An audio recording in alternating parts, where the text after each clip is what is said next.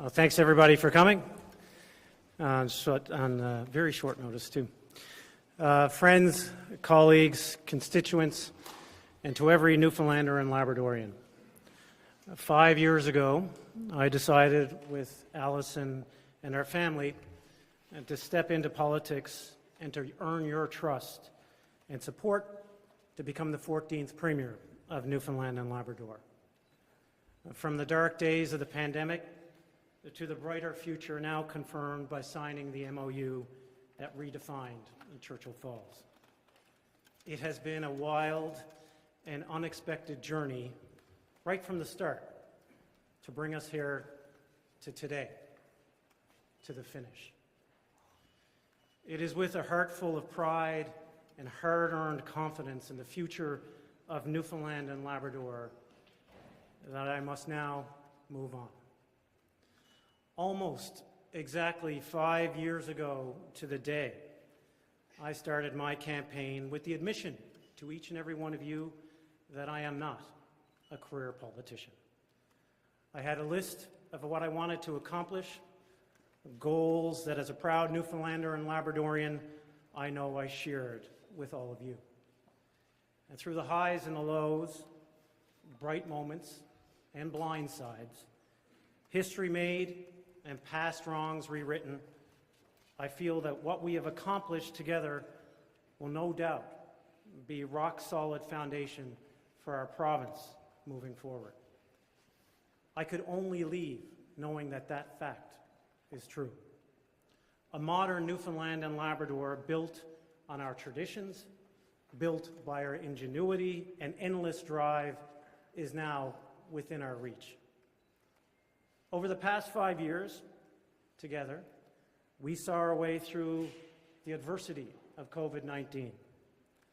We took on the mayhem created by the weight of the Muskrat Falls disaster and the potential of doubling electricity bills. For those writing us off as bankrupt and futureless, we showed them what being a fighting Newfoundlander and Labradorian was all about. For the first time since 1971, our K-12 population increased, and we actually reversed the shrinking population trend. We took bold steps forward in a new relationship with Indigenous people. We are transforming and modernizing our healthcare system with new models and new tools. Right now, more than 70,000 people are connected to family care teams, an idea that didn't exist 5 years ago. Today, it means that you can access your chart on your phone or primary care virtually on your phone. And $10 a day childcare spots, 5 years ago, there were the grand sum total of 0. Today, there are over 11,000 of those spots. We supported and accelerated our oil and gas industry, including fighting to save the Terra Nova and the Beta Nor project. We broaden the world's imagination by harnessing the potential of our endless wind resources and consolidating our place as an East Coast powerhouse. Our small but mighty province took a unique approach to supporting Ukrainians after Russia invaded 3 years ago, setting up a desk in Poland to help them come here to create a new home.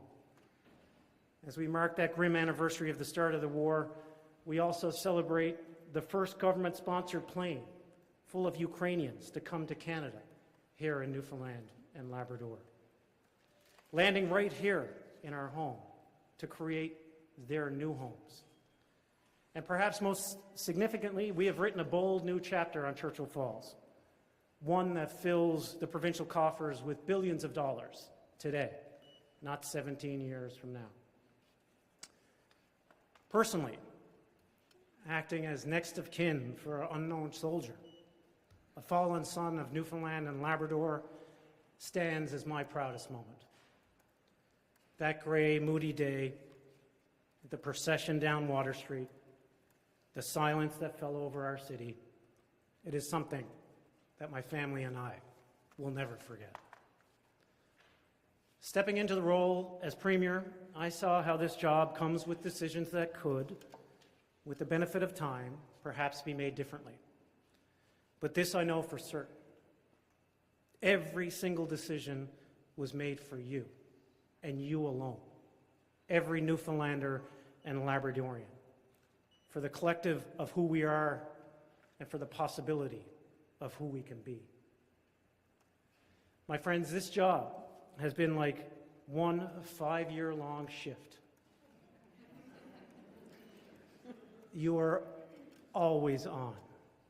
You are never off. You are with everyone for the celebrations, but often alone with the weight of the hardest calls. You go to bed with it on your mind, and it's your wake-up call every single morning. It's the responsibility you accept because a tremendous trust has been placed in you to be there, to make the best decisions, to make those hard choices. 5 years is a long time. When I started, none of my kids were even in high school. And now I have one getting ready to finish first-year university. Much has changed in all of our lives, but my commitment to my wife, to my children, and to all of you to not be a career politician has not changed. As a family, we've decided that as exciting as it is for a potential another election, we could not commit to another full term, which would not be fair to you. You deserve and should demand that honesty and full commitment from all who pursue your trust. Now, I know these are uncertain times, and that the threat of tariffs and the erratic, unpredictable behavior of the American president is causing daily stress and even fear. I wish I could tell you that this is a short-term concern. Unfortunately, it is the reality not just of the next 4 weeks or 4 months, but the next 4 years. But we have survived much worse. We've persevered through harder times, and we are in the best possible position to do so again. The energy that we have is the energy the world needs right now, and that will only get stronger moving forward. But now the time has come for me to return to my family and to the job that I love in the operating room, where I will continue to serve the people of this province in a different way. As a result, I've asked the party to begin a leadership race to replace me. This will be consistent with the electoral timing rules and will allow the accommodation for the one-year rule that, as you know, requires a general election within 1 year of a new leader. I felt it was important to you, the people of the province, and to my constituents, that I not run only to leave months later, triggering yet another expensive general election. The province, each and every one of you, and the party do not need that. Politics is indeed a team effort, and I've been fortunate with a caucus who are committed to making a real difference. The challenges that we have faced together, the victories that we have celebrated, and the impact we have made would not have been possible without each and every one of you. Your dedication, your friendship, your hard work, and resilience continue to inspire me to this day. It is this team that will continue to govern and continue to set a bright, prosperous agenda for the future of Newfoundland and Labrador. To Allison, I'm going to pull a Gretzky moment here. I said to Mess I wouldn't do this. To Allison, to Maggie, Rachel, and Mark, to my mom and dad, and to my entire family, I am eternally grateful for your support, advice, patience, and devotion. To my friends, to my staff, the incredible people of Humber Gross Mourne, for welcoming me, a stranger, with open arms and giving me the privilege to call your communities home. My caucus, the incredible civil service, the unsung heroes of Newfoundland and Labrador, you are simply the best in the country. To the special people of the Royal Newfoundland Constabulary, and most importantly, to each and every one of you at home. Over the past 5 years, I've had the great fortune to visit every corner of our beautiful province, to meet, speak with, listen to, understand, and share ideas with so many Newfoundlanders and Labradorians. That's where I've drawn the energy and the inspiration to fight for this place. So I want to thank you.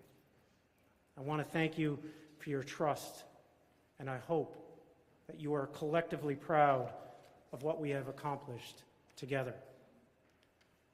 We have paved a path that honors our history, strengthens our present, and has built a foundation for a brighter future, for those who will one day stand where we stand now. God bless the beautiful people of this province, and God guard thee, Newfoundland and Labrador.